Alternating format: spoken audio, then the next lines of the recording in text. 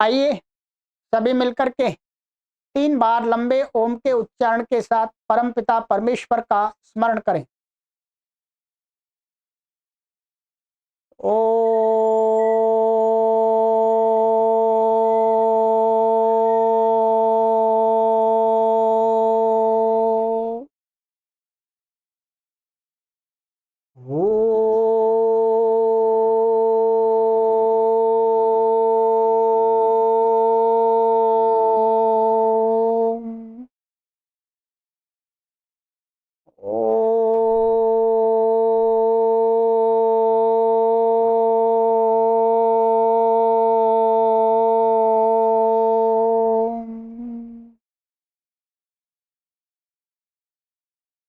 सभी को सादर नमस्ते।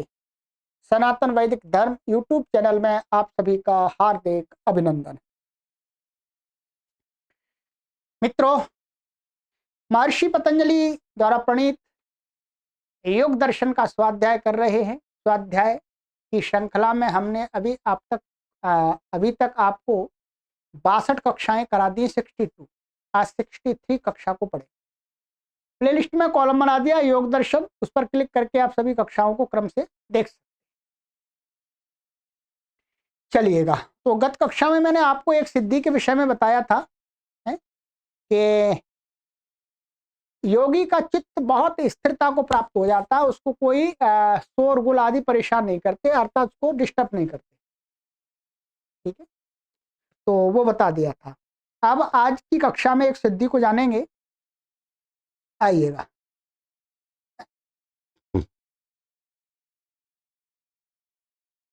कॉपी ले लीजिएगा। यह सूत्र था हमारा पिछली कक्षा का। आज है सूत्र संख्या 32। सूत्र है मूर्ध ज्योतिषी सिद्ध दर्शनम। ठीक है, क्या है? मूर्ध ज्योतिषी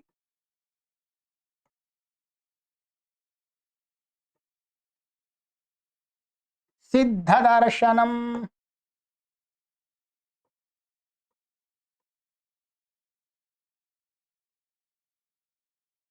ठीक है जी।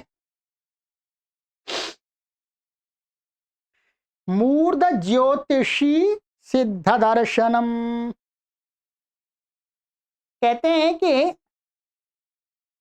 जो मूर्धा की ज्योति है, प्रकाश है। मूर्धा यहां कहीं बताते हैं ये, या मूर्धा में जो प्रकाश है उसमें संयम करने से योगी को सिद्ध लोगों का दर्शन होता है। ठीक है, यही है इसमें। ठीक है, यह लिखा है मूर्धा अर्थात मस्तक के ऊर्ध्व भाग में निकलने वाली एक ज्योति है कोई। वो तो योगी कोई उसको जान पाते हैं, अपन को तो ऐसे यहाँ शब्दों के अनुसार जान रहे हैं। ऐसा शास्त्रों में बताया, यहाँ से एक ज्योति निकलती है बीच मध्य सिर के बीच में से, मध्य स्थान से। ठीक है, उस ज्योति को ही हम मूर्ध ज्योति कहा है। तो उसमें संयम करने से सिद्ध लोगों के दर्शन होते हैं। ठीक है,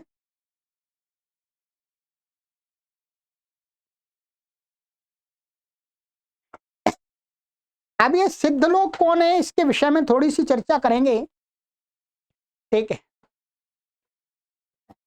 यहाँ पर ये लिखा है कि इस जो मूर्धा के सात्विक प्रकाश में संयम करने का फल बताया है। सिर के अंदर, कपाल के अंदर एक छिद्र है, यहाँ कोई ब्रह्मरंध्र बोलते हैं इसको, वो है। उसमें से प्रभास्वर ज्योति निकलती है। विद्वानों ने इस ज्योति को मूर्ध ज्योति अथवा सुषुम्ना नाड़ी भी कहा है। ये हिंदी टीकाकार लिख रहे हैं, हिंदी व्याख्याकार। इसको सुषुम्ना नाड़ी भी कहते हैं। उस मूर्धा के सात्विक प्रकाश में संयम करने से योगी को पृथ्वी पर रहने वाले सिद्ध योगियों का और द्युलोक और पृथ्वी लोक के मध्य में विचरण करने वाले लोगों का दर्शन होता है। तो यहां पर एक जो व्याख्याकार है वो तो कहते हैं लोगों का नहीं, ग्रह उपग्रहों का दर्शन होता है। ठीक है, और जो मेरे पास में ये एक स्वामी विज्ञानानंद सरस्वती जी वाली पुस्तक है, वो क्या कहते हैं, ये कहते हैं कि उसमें संयम करने से, इसमें जो अमूर्त ज्योति में संयम करने से आकाशचारी मान आकाश में विचरण करने वाले तथा पृथ्वी पर विचरण करने वाले सिद्ध पुरुषों के दर्शन होते हैं जी। अब ये सिद्ध पुरुषों के विषय में तो योगी बता सकते हैं जी कि वो सिद्ध पुरुष कहाँ हैं और सिद्ध पुरुषों के दर्शन कैसे होते हैं। ये थोड़ी सी चिंतनीय बात है। क्यों?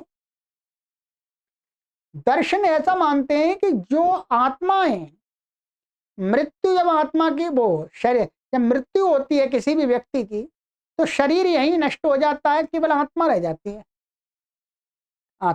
आत्मा का कोई आकार नहीं है। क्या? आत्मा का कोई आकार नहीं है। अब उस सिद्ध योगी का शरीर तो यही नष्ट हो जाता है। हर सिद्ध योगी का, चाहे सिद्ध योगी हो चाहे कोई वैसा ही हो, आदमी सामान्य व्यक्ति हो, मरने के बाद, मृत्यु के बाद उसका शरीर यहीं पर पंचभूतों में मिला दिया जाता है। फिर उसको दर्शन कैसे हो गए, ये थोड़ा सा ये मुझे तो डाउट हो रहा है कि ये ऐसा कैसे क्या है। क्योंकि दर्शनों में ये भी बताया गया है कि आत्मा कोई आंख से देखने वाली चीज नहीं है, और आंख से नहीं, वैसे भी उसके स्वरूप को कल्पना नहीं की जा सकती। भाई यहां तो ये कह रहे हैं कि सिद्ध योगी। अब आकाश में भी यदि आत्मा विचरण कर रही है मानी है, तो उसको वो कैसे देखेगा?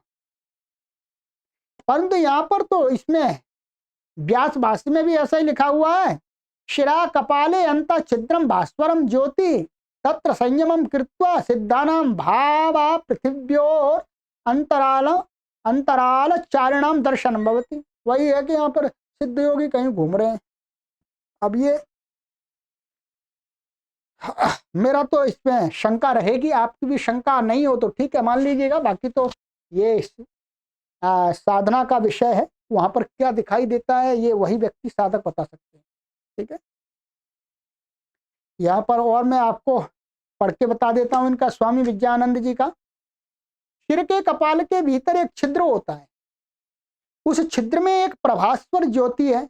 उस पर संयम करने से अंतरिक्ष तथा पृथ्वी लोक में मध्य में जो विचरण करने वाले जो ऐसे चारी जो दूसरे प्राणियों को नहीं दिखते हैं, हम लोगों को नहीं दिखते हैं, घूम रहे हैं, बता रहे हैं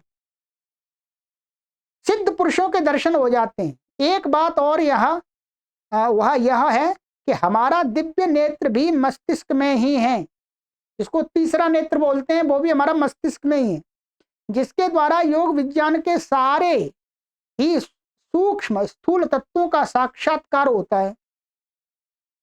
वह दिव्य चक्षु पर संयम करने पर भी आकाश एवं पृथ्वी में विचरने वाले सिद्धों का दर्शन होता है, उस दिव्य नेत्र से भी होता है। उस दिव्य नेत्र को दिव्य चक्षु, प्रातिभ चक्षु, तृतीय नेत्र, शिव नेत्र तथा योग चक्षु आदि अनेक नामों से कहते हैं। योग साधना के लिए दिव्य नेत्र का उन्मिलन अर्थात खुल जाना नितांत आवश्यक है, परम आवश्यक है, जिसके द्वारा दृश्य अदृश्य सभी तत्वों का साक्षात्कार होता है। तो अब ये तो यही कह रहे हैं कि तीसरा नेत्र खुल जाता है, शिव नेत्र खुल जाता है, ये दिव्य नेत्र खुल जाता है, उसी सिद्ध योगियों के दर्शन होते हैं। तो अभी अपना तो खुला नहीं है, तो अपने को तो हो भी नहीं सकते, अपन तो यहाँ जो लिखा हुआ है उसको पढ़ के बता सकते हैं। ठीक है, अब साधना करने वाले साधक इसे साधना करें, और जब उनका तीसरा नेत्र खुलेगा तब इनके हिसाब से सिद्ध पुरुष दिखेंगे। अब उसमें तर्क वितर्क करना का तो विषय ही नहीं रहा, तर्क तो करने का इन्होंने दिया ही नहीं। बाकी आप पर छोड़ते हैं, कमेंट के माध्यम से बताइएगा। जो इस सूत्र का मटेरियल था वो मैंने आपको समझा दिया है कि मूर्ध ज्योतिषी माने मूर्ध ज्योति में, जिसको इन्होंने यहाँ पर सुषुम्ना नाड़ी भी कहा है, सुषुम्ना नाड़ी भी कहा है और दिव्य नेत्र भी कहा है, शिव नेत्र भी कहा है, तृतीय नेत्र भी कहा है। बस उसकी ज्योति, वहां से ज्योति निकल रही है, उसको संयम करने से ही सिद्ध पुरुषों के दर्शन होते हैं। पुराणों में तो ऐसा आता है जी सिद्ध का, ठीक, पर उपनिषद आदि में तो नहीं आता है। चलिए, तो अब आगे की सिद्धि पर मिलेंगे।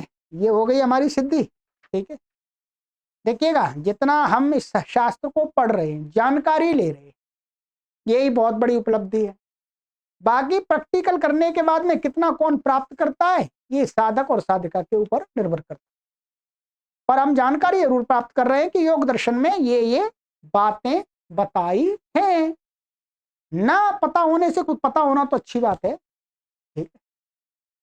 चलिए, अब आगे की कक्षा में मिलेंगे। सभी को सादर नमस्ते। ओम।